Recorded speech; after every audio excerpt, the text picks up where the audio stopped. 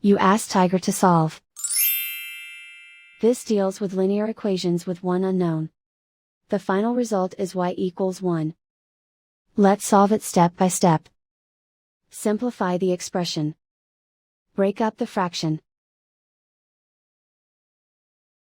Find the greatest common factor of the numerator and denominator. Factor out and cancel the greatest common factor. Simplify the fraction. Group like terms. Simplify the arithmetic. Group all y terms on the left side of the equation. Add 3y to both sides. Simplify the arithmetic.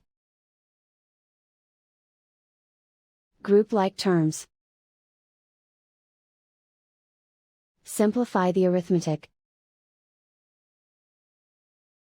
Isolate the y. Divide both sides by 4. Simplify the fraction.